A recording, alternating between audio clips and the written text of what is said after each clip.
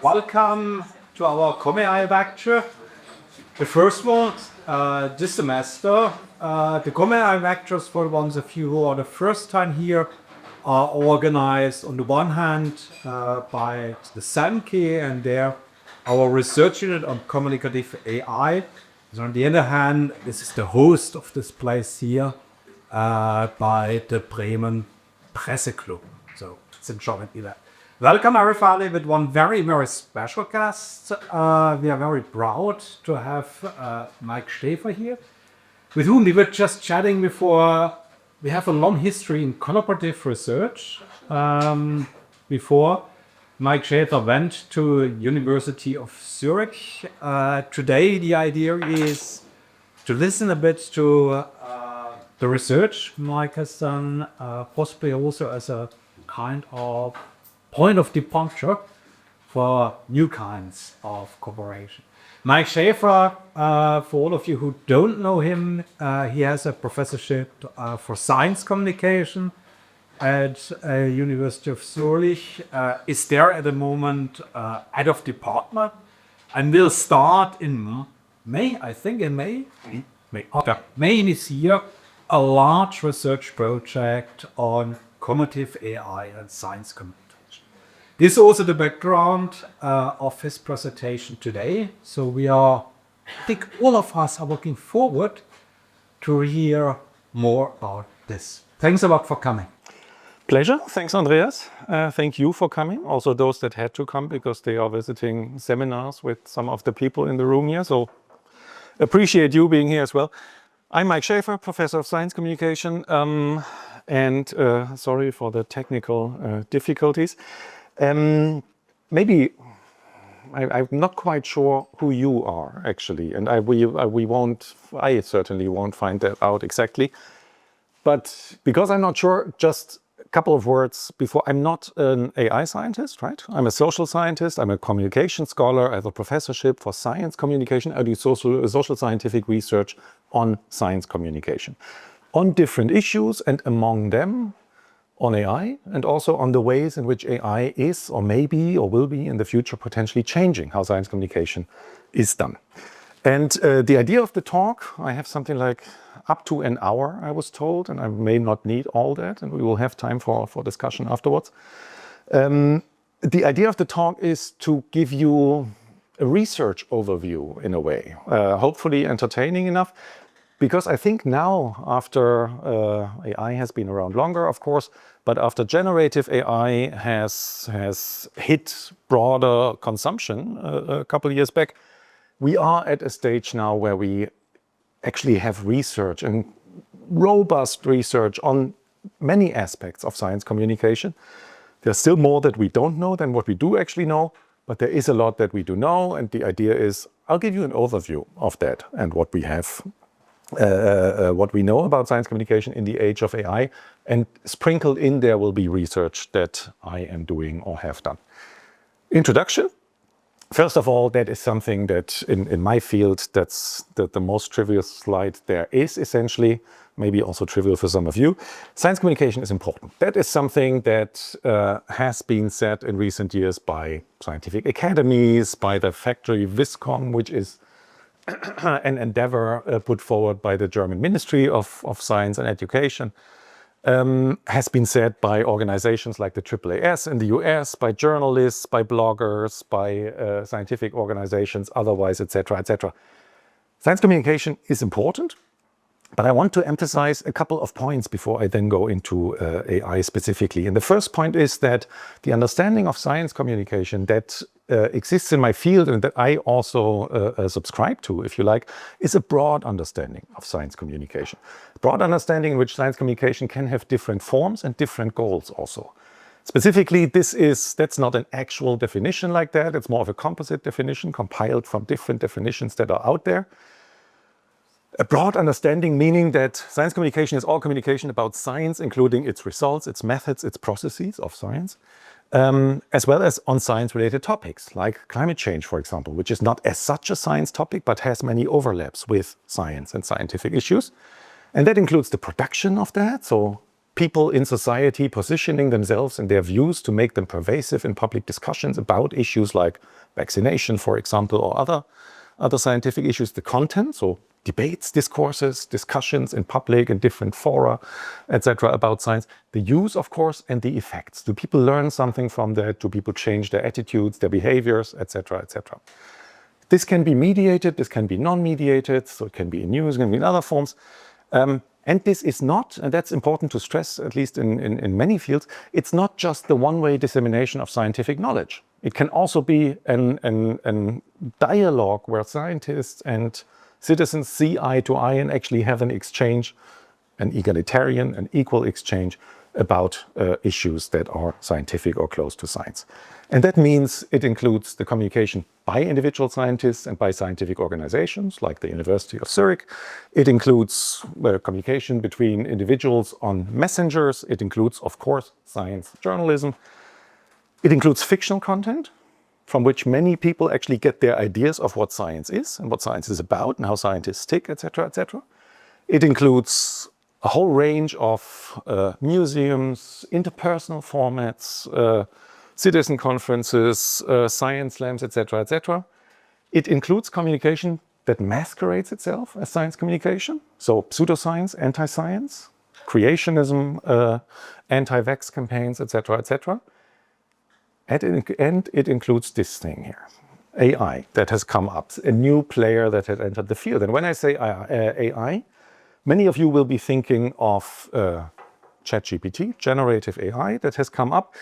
And it has skyrocketed to importance since November 2022.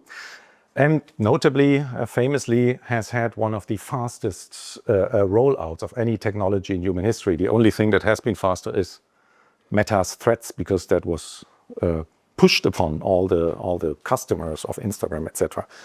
But ChatGPT, very fast rollout as a technology. And by now, of course, it's not just ChatGPT. There's a whole range of different applications and tools, etc., that we have. That just gives you an idea of all the tools that were there at some point in time, and that's hopelessly outdated already. It's different LLMs, as you all know. So we have big and small ones, open ones and proprietary ones,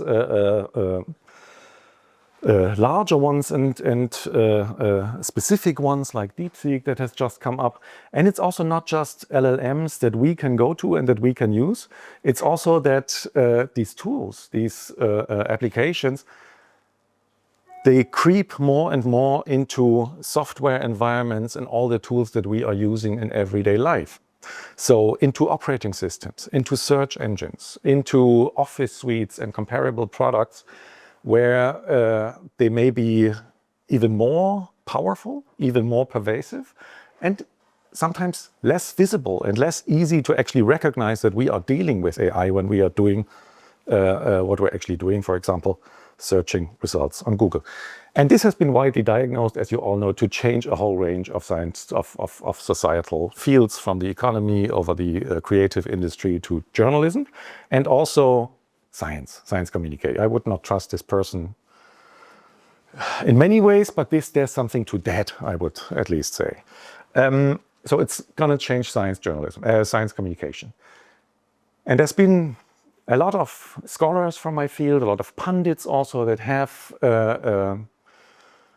hypothesized about, well, what could these changes be? How could they look like? And as often with new technologies, especially early on in their formative phases, the amplitude, if you like, of hopes and fears was quite large. Some of the examples that you know, something that's very often brought as a hope, as something that could potentially be interesting on when it comes to AI, is what colleagues have been called the translational potential that it has. Explaining complex issues in an accessible and easy way to a broader public, in a way that can be scaled up or down, etc., depending on the audience's needs, which leads to the second thing. It has this dialogical potential. If I don't understand, I can ask, I can say, well, look, can you give me an example there? Can you explain this again? I'm not really quite sure. Do you have a visualization, etc., etc. Third point, you can have this in different modalities. It's not just text anymore. It can be videos, it can be visuals, it can be avatars, etc., etc. And it can interface with scientific databases.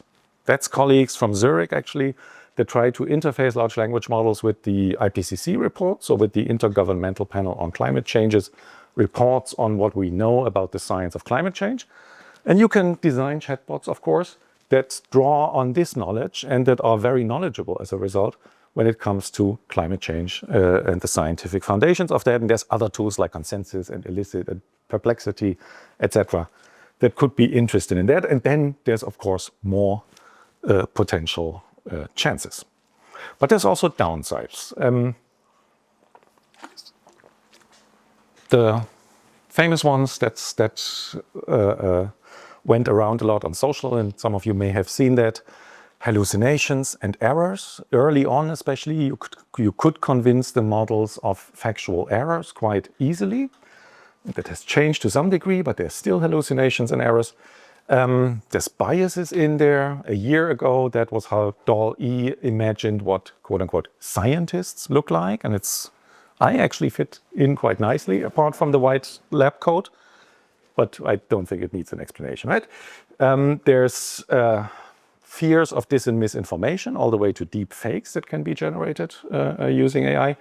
And in many fields, including science communication, science journalism, etc., there's the rather existential fear of, well, what will it do to the people in these jobs? What will it do to science journalists? What will it do to people in the press or media relations offices of universities, etc., etc.? And if you look at, there's an AI for that, communication-related jobs are at a rather, that's 98%, at a rather high risk of, in the mid and long term, being replaced allegedly by AI. And there's other fears as well, not only communication-related, ethical ones, the environmental costs of the models, etc., of training the models, etc., etc. And my mantra, essentially, the thing that I'm often saying when I'm giving talks on science communication in different audiences, is that I say, well, look, if you think science communication is important, essentially you say, well, society, when it makes decisions individually or organizationally or as a whole society, should rely on the expertise that is produced by science, partly. So if you do science communication, you should actually also look at, well, what's the expertise, what's the knowledge, what's the research on science communication as such? Where do we know what works and what doesn't work, etc., etc.? And many of the hopes and fears I just showed you, I think, we need research on that. We have to figure out, well, in how far are these hopes and fears actually merited? In how far will they be realized? And how far can they be probably averted? And research on AI and science communication is emerging, but it's small. Actually, yesterday a special issue came out in JCOM, Journal of Science Communication, that we have edited following up a conference that we did last year. And part of that was that we looked at the research field and essentially looked at scientific databases and the 3 leading journals in our field and looked at, well, how much has been published over time there. That's the gray bars or fields. And how much of that is actually on AI and science communication. That's the red ones. And you can see, okay, it's rising, but it's rising on a very low level, right? So, and before 2022, we had hardly anything on AI and science communication. So we need more, and if we look a little closer, we see that, well, mostly it's still from the Western world, and the 20% other is essentially, there's a lot China in there, a lot of analyses on China, but it's largely from the Western world, and it's largely still what you may call communication about AI. So essentially research that treats AI as a similar topic as other scientific or technological topic, and essentially analyzes, well, how do discussions about that look like? How does debate about that look like? How is it covered in news media and on social? Who's using that, etc., etc.? But it's not communication with AI, which is actually the interesting thing about AI, I would argue, that the technology has some kind, and there's a long discussion to be had about that, some kind of agency. You can actually have conversations with the technology. You can have effects that we will have a look at later. And on that, research is still scarce. Okay, so that's the setup, if you like, of the talk. And in this, that's the big part, the second part. on communicators, intermediaries, content, and users in the context of AI, of science communication. And the idea here is that, as I said, I think we're at a stage now where for the first time we can have an evidence-based conversation about AI and science communication. I want to present that, and what I've done is I have 8 fields, 8 spotlights that I want to shed at different aspects of science communication in the age of AI that I personally found interesting, that I think we do have some evidence on, and that also cover the spectrum of typical research questions that we had when we look at science communication and AI. And the first one is still a bit of a preface, if you like, which is the science is changing too. Meaning that very often, certainly in my field, when we talk, me included, when we talk about the change in science communication, we look at, if you have science communication, we look at the communication side. We look at how the communication is changing, what's happening there, etc., etc. And what's often forgotten is that the science side is actually changing too. So it's a moving target, if you like, in a way. Epitomized by the fact that last year, 2 of the Nobel Prizes went to people who essentially do some kind of AI or AI-related work. And there's in many fields by now, there's pretty far-reaching trials, tests, how to embed AI in the process of scientific research. All the way to what you can see there is models aiming to automate at least parts of the scientific process, from building hypotheses over actually designing experiments, to testing them, to writing up the results.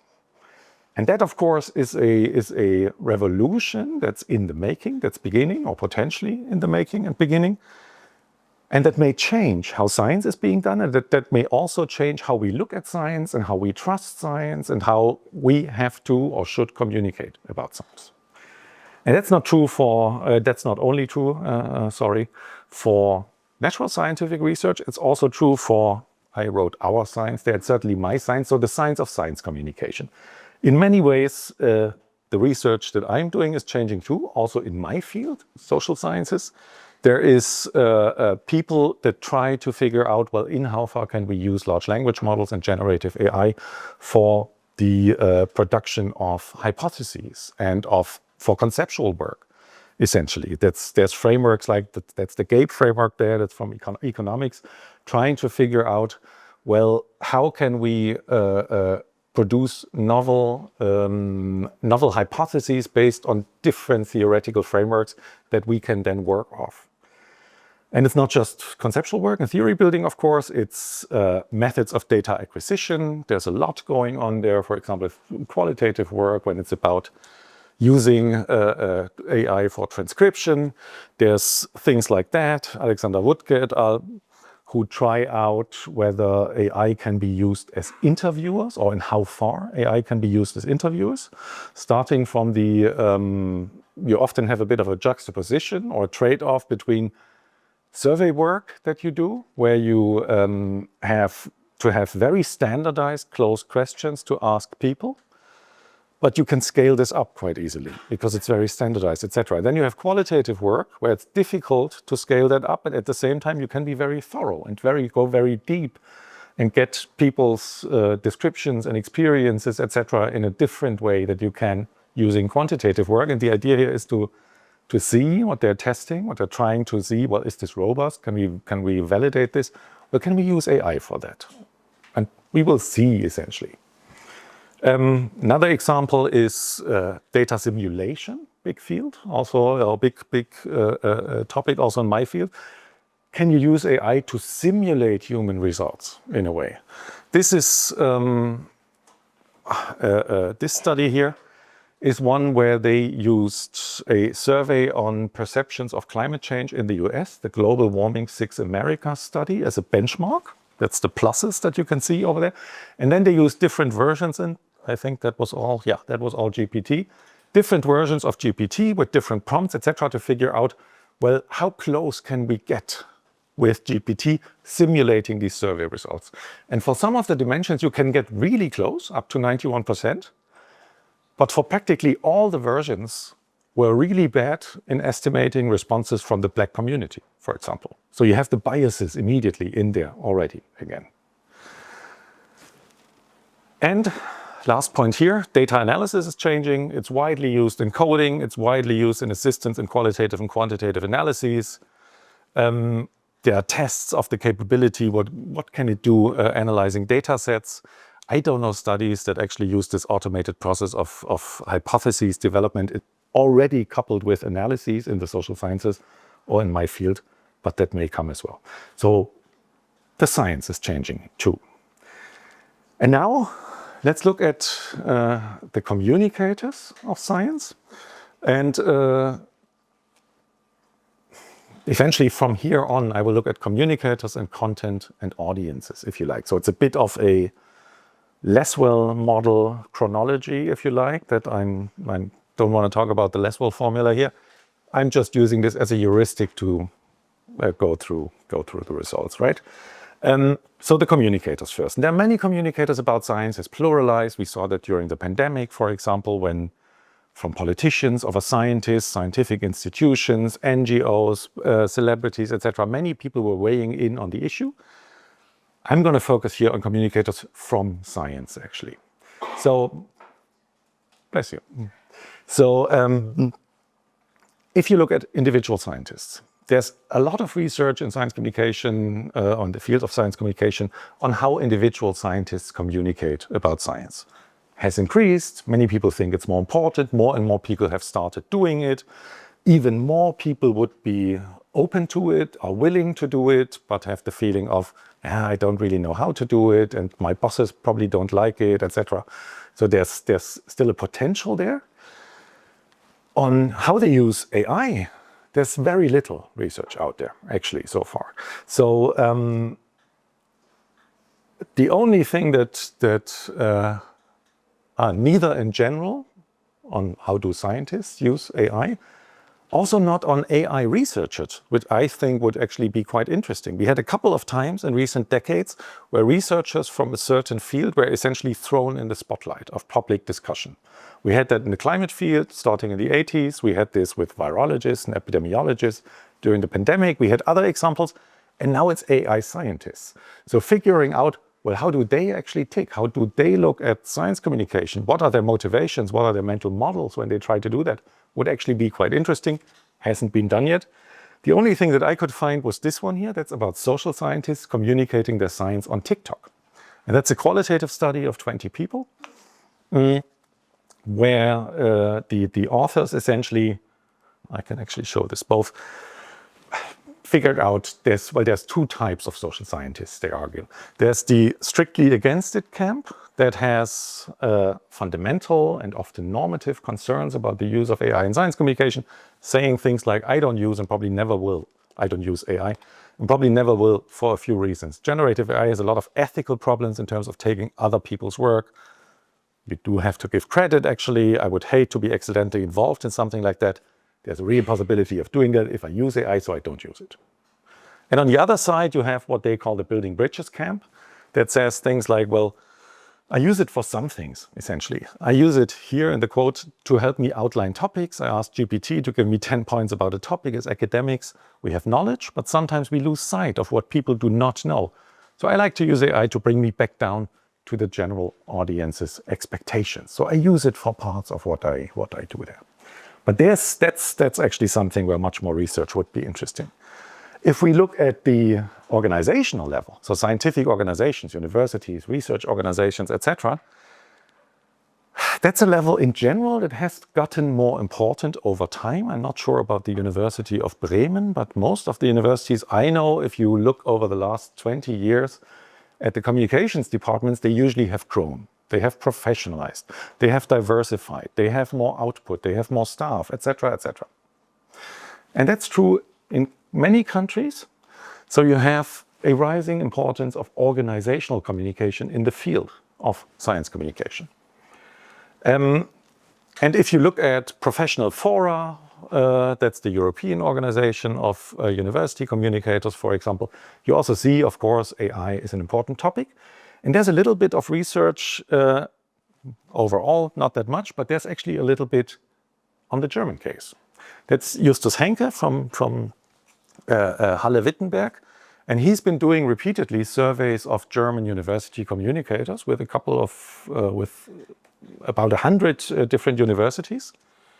And what he found is that in 2023, when he first did that, that's the green dots here, it was essentially using DeepL and a bit generation of texts using ChatGPT.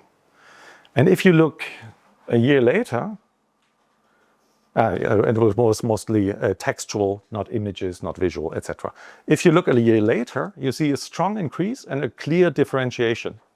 You see that the two things they have used already have increased strongly, but you also see that several of the other things that were hardly used at all by anybody in universities' media relations offices are used by a quarter of them, a third of them, etc., etc. So it's coming there. And it's coming also in more and different ways. And it's not coming because they think necessarily, well, it's so accurate or it's so reliable or anything. It's mostly being used for efficiency reasons. People use it because they are under pressure to produce. They still have a lot of concerns. They have concerns about accuracy, about data protection, about ethics. They don't hope for better quality, but it's faster for certain ways. So they do use it for that. And the hope is, okay, it frees up time that we can use for creative and strategic things. That's not the first time somebody hoped for that. We'll see about that. And what they also say, well, all the universities, of course, discuss it internally. Few actually have guidelines on how to use it. And the budgets that they have to actually use generative AI are very small. It's 100 to 150 per month per department. So it's very small what they can actually do there. Okay, let's look at intermediaries. Intermediaries between science and society, if you like. Traditionally, that was mostly journalists, right? Historically, certainly. And science journalism research has also a long and strong tradition in science communication. And if you look at science journalism and how it has developed over time in different countries, including Germany, you see, well, it's in an economic crisis. Media journalism is in an economic crisis. In general, science journalism is something that was never present in all the media houses and is expensive and needs specialized journalists, etc. Das verspätete Ressort was a term that one of the journalism researchers in Germany had termed a couple of years back. Is hit even harder in many media houses.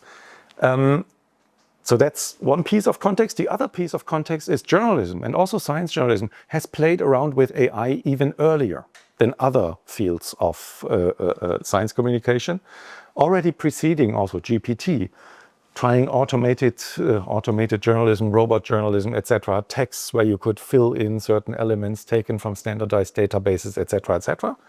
And there's really interesting stuff out there that's been tested out. That's, for example, and it's a field, accordingly also, that's diagnosed to be likely strongly impacted by GenAI. That's Nick Diakopoulos and Diakopoulos Nishal, actually. They are working with media houses, for example, strongly in the US, like the Washington Post, and try to figure out, well, how can we use AI to leverage what the potential of AI is to improve science journalism, to make certain things easier for science journalists.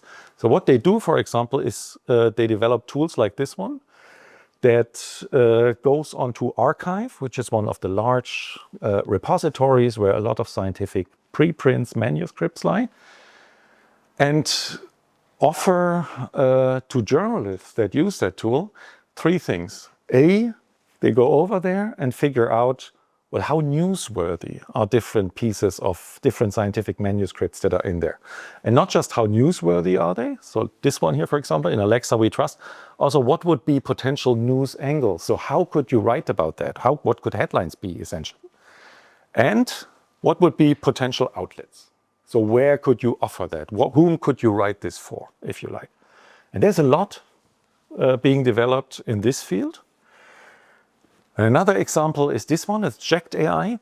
They are offering journalists the opportunity to tailor their texts to different audience personas. So they work with personas of audiences, like here, the passive segment of the population, or teenagers, etc., etc. And then you can adapt your product to this specific population.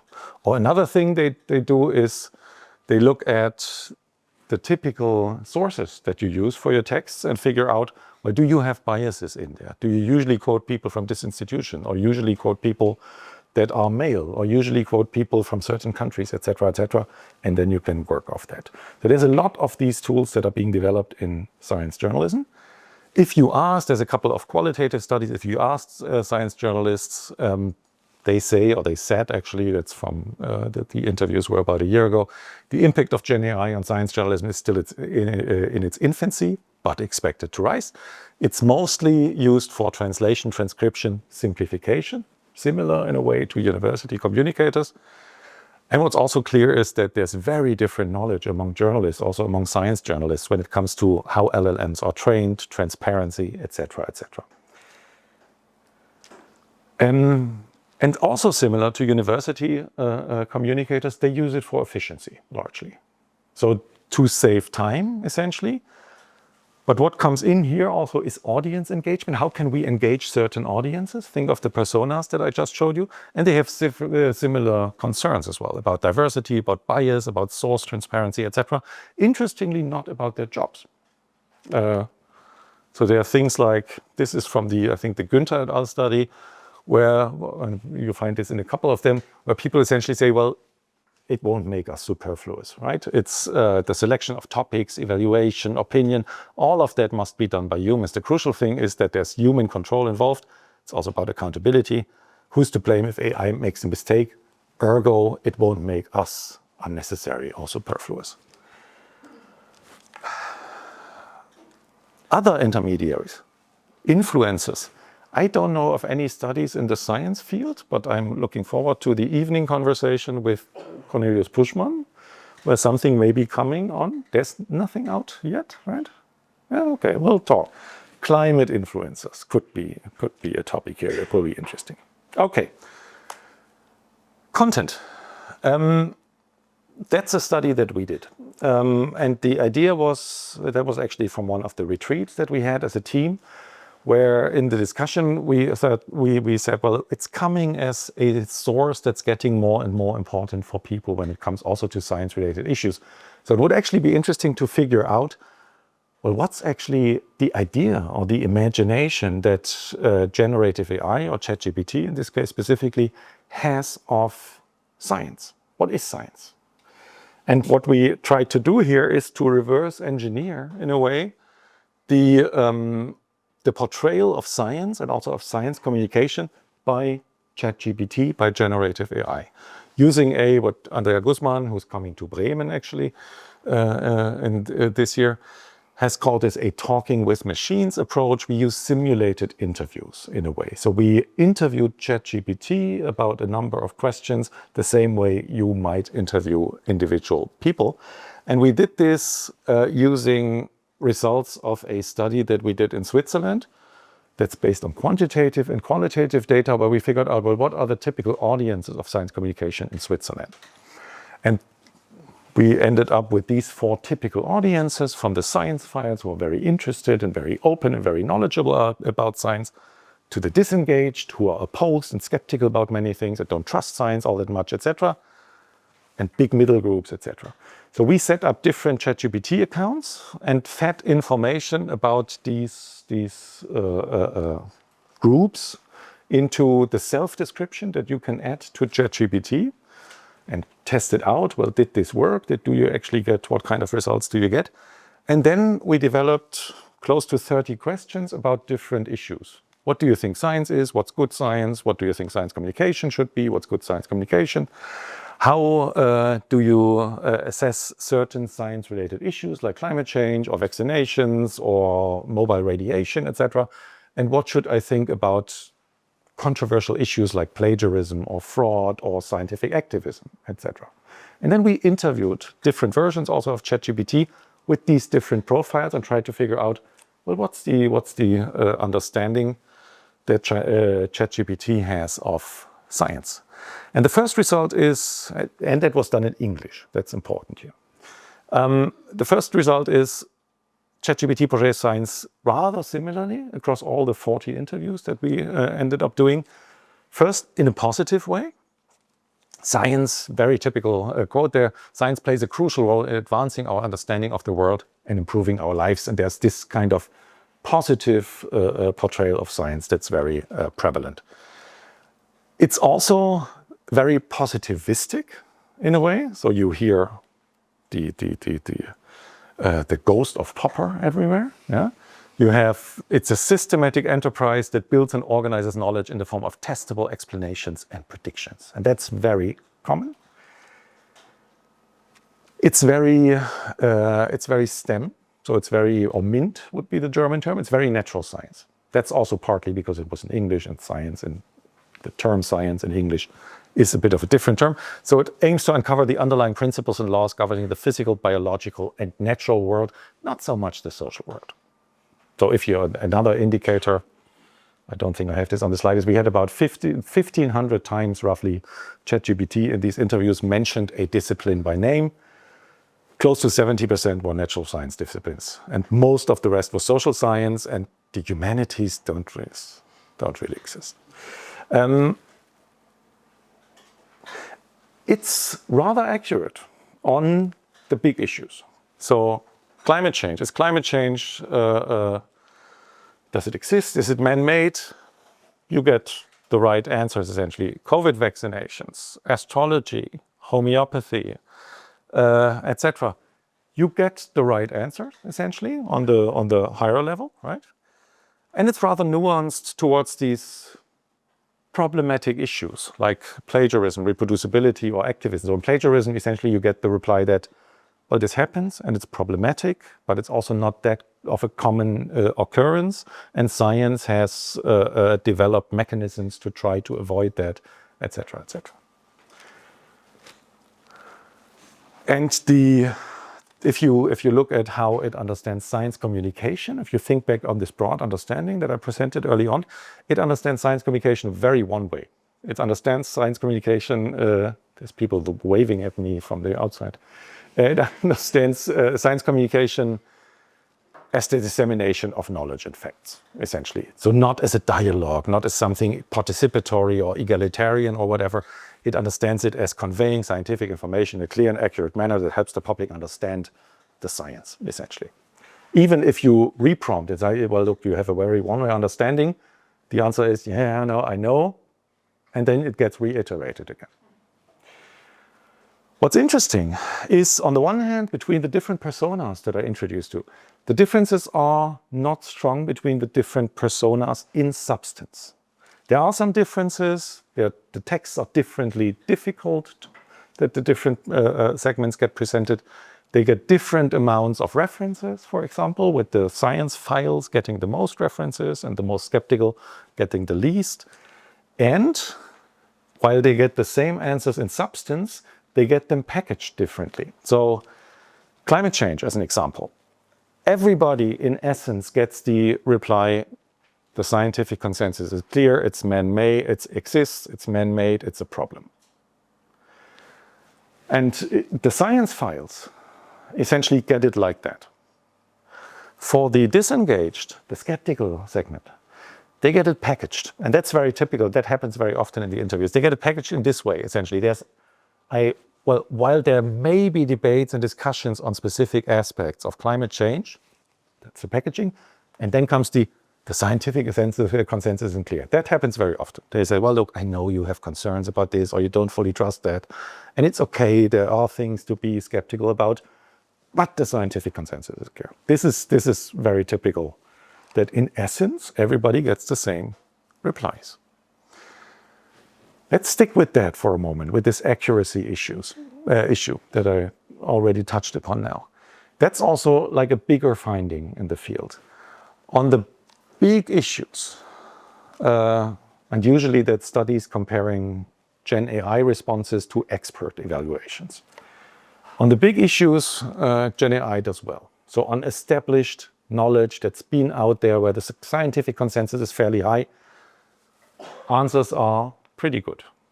A lot of these studies come from the health field, for example, and then you find studies that show you that GenAI gives you 97% correct answers on cancer misinformation, or correctly identifies common myths about Alzheimer's or about vaccination misperceptions, etc., etc. So on these, that's the climate example that I just gave you essentially as well. Good on these. On more current issues, it drops down dramatically. There's not that many studies on that, but what's actually interesting is Simple QA, which was introduced a couple of months back by OpenAI as a tool to test different models. And the idea is to develop, do I have the number here?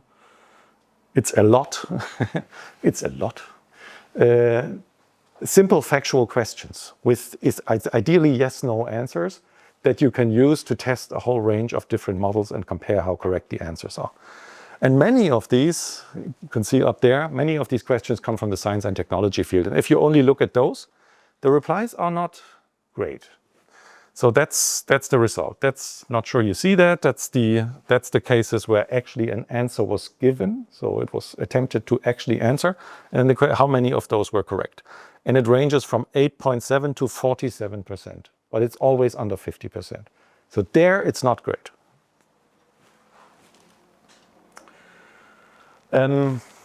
That's a finding that was all pre-DeepSeek, essentially, where the results were, well, the newer and the larger, tended to be larger models, perform better. They perform also better on presentation, style, clarity, correctness, tone, than on actual accuracy. So they're better, they talk better than they walk, essentially. And in terms of, I have to package this properly. The concern that some colleagues, when it comes to accuracy, that some colleagues have raised is, well, future AI models are trained by digital content, right? So future AI models are likely to be trained by digital content that partly has actually been generated by AI already.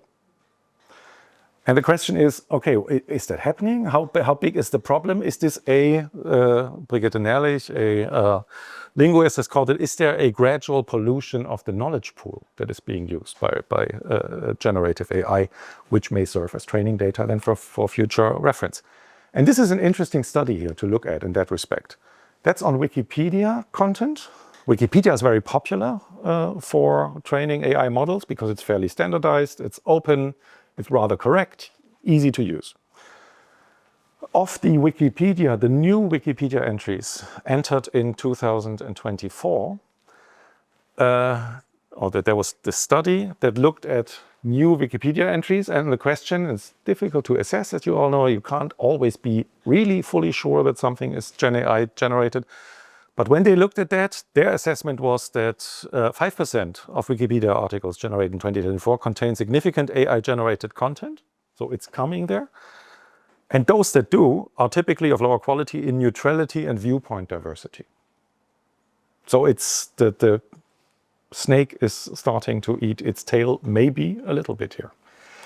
And there have been very early on already, so that's 2023, that's Sandra Wachter, who is now in Potsdam, and a couple of colleagues, tried to argue that, well, when it comes to science, where accuracy really matters, we need to use generative AI as essentially zero-shot translators. So we have the temperature in OpenAI terms has to be set in a way that it's not too creative with the actual content, because that matters in terms of science.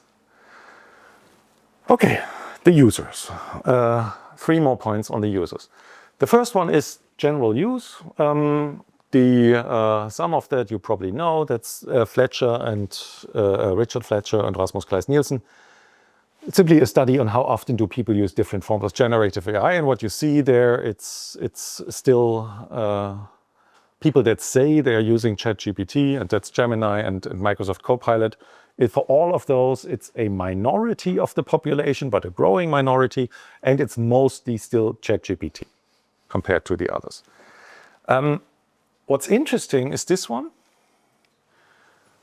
If you, and the argument being, well, maybe it's not so much if you ask people, do you use ChatGPT or do you use generative AI? Then a minority of people still say, yeah, I do for this and that purpose. But actually many more likely do, but don't know that they do, because they use tools and applications that are AI powered or that have AI built in there. But people don't know that they are actually using it, which may be dangerous if you rely on the search results that whatever ChatGPT provides you or the Google AI search. And Gallup has actually done that and asked people. And what they found out there is that if you look at those people that tell you I'm not using generative AI, 80% of those use 3 or more tools that are actually generative AI driven, but they don't know and they don't say. It is being used, people say that. It is being used by people to learn something new, etc. So people say, well, increasingly they're using it for something to learn things. And if you look at people who say they use it to get in touch with scientific issues across countries, it's mostly young, male, higher educated people, and it's people with positive attitudes, essentially, towards technology and towards AI specifically. This differs across countries, the degree to which they use it for scientific issues, very high in Taiwan, for example, rather low in countries like Australia or Denmark. And they are using it rather cautiously. That's German. That's a German Wissenschaftsbarometer done by Wissenschaft im Dialog in Berlin. And they asked people in 2023, autumn of 2023, about how they judge GenAI as a source of scientific information. And what people say then is that on the one hand, they agree on some of the positive sides, like, well, and that's the positive sides I mentioned earlier. It has this translational potential, can explain complex content on science, and that's good. Can give you examples and questions, etc. But if you look at the negative side, people are much more agree much more with the critical statements of AI as a source when it comes to science, because they fear it may produce false information, because they fear you can't really see anymore was this human created or AI created, etc., etc. So overall also, the Germans don't really, that's the people who completely distrust or rather distrust AI. And as you can see, that's almost half the population. As a source when it comes to scientific issues, that's the people who tend to trust or would fully trust. That's less than 20% altogether. So people are very cautious still. AI divides. Seventh point, AI divides exist and impact science communication. Divides, many of you will know that, different ways, different speeds of adoption of technologies are very common, also for digital technologies, because people have different degrees of access, different degrees of skills to deal with these technologies, different forms of usage, and all of that can end up in people using it with a different, if you like, fruitfulness, or with a different productivity. And this may actually deepen divides that already exist among the population, and that may also be true for AI. We don't fully know yet when it comes to science, but there's a couple of studies on the individual level that at least point to this. One is this one. And that's a study that did web searches, or that analyzed web searches in the US, comparing different states and different counties within the states. And what they did is essentially looking for, well, how often did people in this state search for AI-related terms? And then they correlated this search that they had with, but aggregated characteristics of the states or of the counties. So how well educated are people on average in this county or in this state? How young are they? How, etc., etc. And what you find out then is that there's clear divides between the different states, And the average education is the strongest predictor of search, of the number of searches of different AI terms in these different states, which points towards, okay, there could be a divide growing here. And there are studies like this one. That's a study of adoption, essentially, which people adopt AI to what degrees. Dutch study that differentiated 5 user groups when it comes to AI. And these user groups have different degrees of knowledge about AI, skills to deal with AI, attitudes towards AI.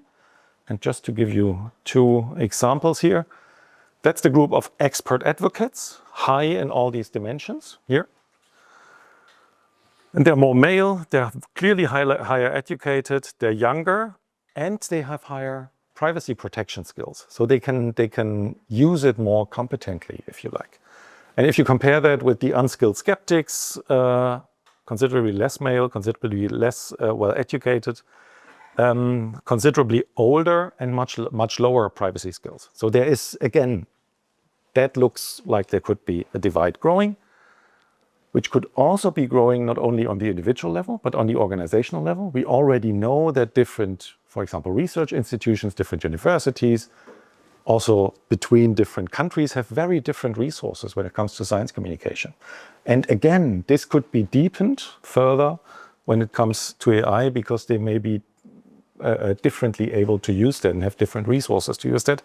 Same with professions. Science journalists work under strenuous conditions already, and they don't have the opportunities or the same opportunities that some of their colleagues in the university's press offices have already, and that may deepen when it comes to the use and fruitful use of AI. And we may have that on the level of countries as well. Okay, last point, the persuasive use of AI in science communication. Something that interests me because there are quite interesting results, I find.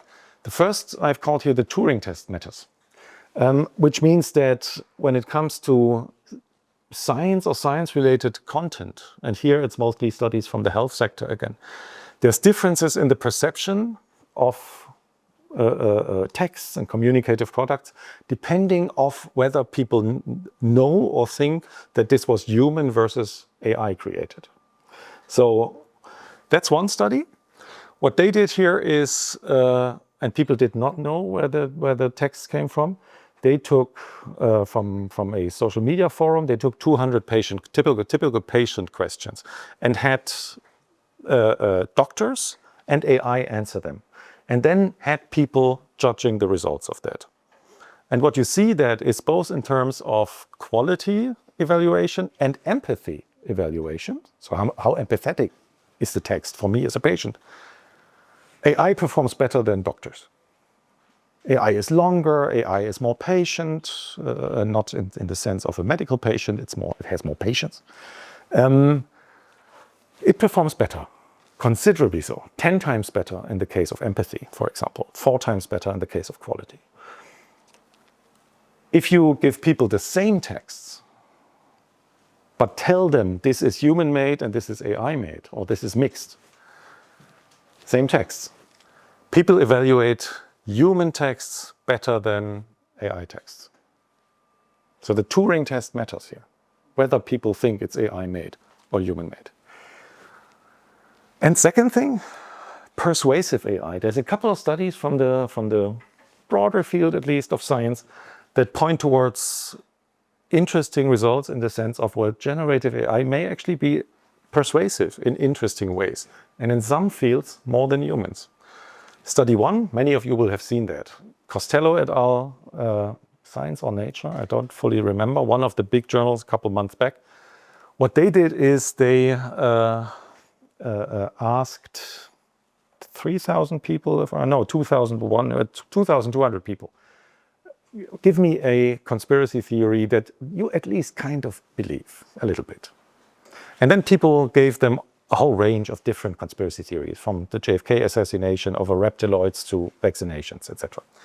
And then they had 3 conversations with ChatGPT, trying to convince them to move them away, essentially, from the conspiracy theories. And it was really successful. It reduced the belief in the specific conspiracy theory by 20%. It still did so after 10 days, it still did so after 2 months, and it reduced what psychologists call conspirational belief. So the general receptiveness for conspirational thinking also over time.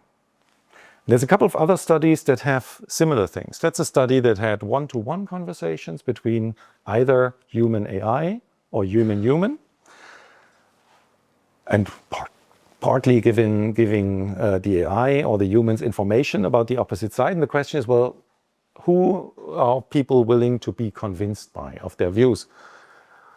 And the most successful one were the conversations with AI, where AI knew something about you. And last one, that's Kai-Ping Chen and colleagues from the US. They had 3,000 people, 20,000 dialogues about climate change and Black Lives Matters. And again, trying to see, well, do people get convinced by the majority views, what they called it? So in climate change, the question was, well, can you convince people who are skeptical about climate change by the mainstream scientific positions? And the result for climate change was people really hated the experience, the skeptics. So they were not satisfied, they didn't like the tool, they didn't think they learned something, they would not recommend it to others. They didn't want to continue, but they changed their opinion a little bit. And that's all very preliminary. But it's interesting to see that we have a couple of studies, larger scale, robust studies, that point in this direction. So, summary. I'm way too long, right? How long have I been talking? 1 hour? Okay, I'll do this quick. I'll only do the first one. Summary. This is what I've shown you, right? The 8 points I want to say. One rather on a meta level, communicators, intermediaries, content, and users. And I think the 5 takeaways that I have here are in science communication, but many of those would actually apply beyond science communication. Well, this is not going away, right? We have rising, we have diversifying use, we already have changing practices in many fields of science communication. Second point, it's not just a technological process. It's, as many of these things, it's a socio-technical process. Many of the differences that we see in use, for example, are related to social factors, not technological factors. Third point, change is rather fast, it's continuous, and it's likely non-linear in many ways, but also when it comes to science communication. When it comes to science communication, you have this specific tension here between accuracy on the one hand and this stochastic approximation that you can scale up and down, but that's still somewhere there when it comes to GenAI. And last point, there's still a lot of gaps in research that took a lot of compiling things from different places here to end up here. There's many topics that are still not or under-researched and that need for further exploration. Thank you for listening. I'll stop.